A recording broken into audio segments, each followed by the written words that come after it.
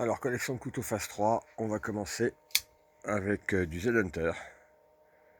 Ça, c'est comme toujours assez sympa. De toute façon, Z-Hunter dans l'ensemble, c'est solide et robuste.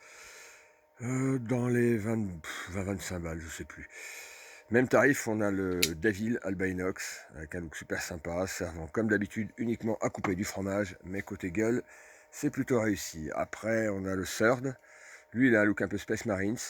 Ce qui est absolument génial, c'est qu'on a un Stonewash à moins de 10 balles, et Third au niveau qualité, c'est pas dégueu, surtout pour moins de 10 balles. Là, le petit coup de cœur du moment, c'est United Cutlery, c'est le Marines.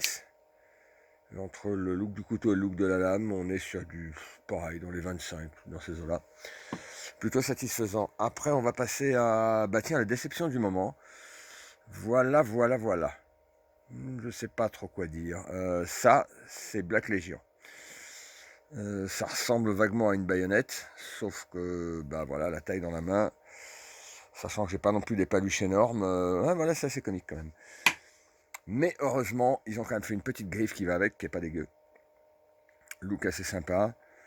Là, c'est le kit D3 qui vaut 56 balles, je crois.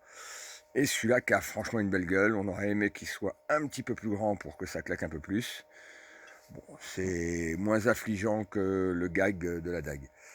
En parlant de dague, par contre, voilà, ça c'est de la dague super sympa, c'est Takumi Tak. Le fourreau déchire, double lame, double tranchant, vraiment un machin particulièrement sympathique. Puisqu'on est dans les couteaux, on va rester dans du Alba Inox. Alors ça, c'est, je sais plus, 30-40 balles. C'est pas excessif. Je crois même pas 40 balles d'ailleurs. Look sympa. Assez léger. Pareil, on sent que c'est pas le machin pour commencer à couper des branches avec, mais un bon petit tranchant. Et sympa autour d'un barbecue, disons. Alors dans la même série, ça c'est pour les amateurs de certains types de films. Mais bon, Alba Inox toujours, dans le même prix, moins de 40 balles. Plutôt sympa. Et puis on va terminer avec un truc un peu plus dodu.